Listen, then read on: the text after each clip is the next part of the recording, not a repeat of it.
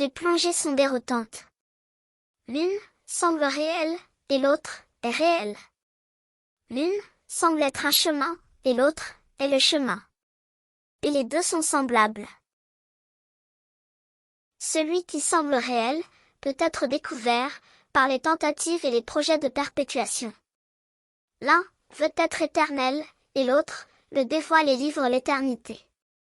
L'un énumère des concepts, et l'autre les dissout. Plus on plonge profondément dans l'un, plus on y est attaché, et plus on plonge profondément dans l'autre, plus on est libre.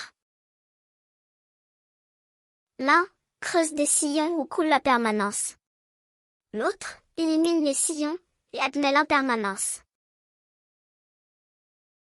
L'un conceptualise le tout, et l'autre conceptualise le néant. Tous deux sont parallèles, et l'un englobe l'autre. L'un humanise, et l'autre élargit. Il n'y a ni erreur, ni choix. Il y a l'être, qui préside au mouvement, et qui est ce qui est. Jamais à l'extérieur, et jamais à l'intérieur. Sans tête, et sans cœur. Sans corps, et sans âme. Inexplicable, et compréhensible. Il est déjà là, parce qu'il a toujours été, sans jamais être.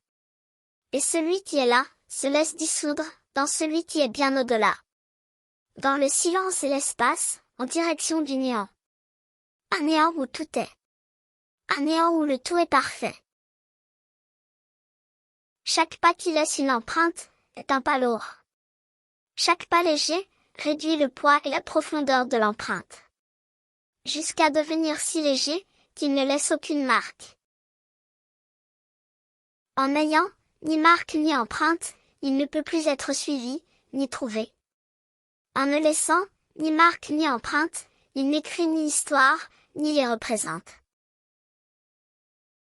Cet être, désormais inutile au plan, est un être sans écorce, sans enveloppe, invisible, et sans ressemblance. C'est un être qui coule.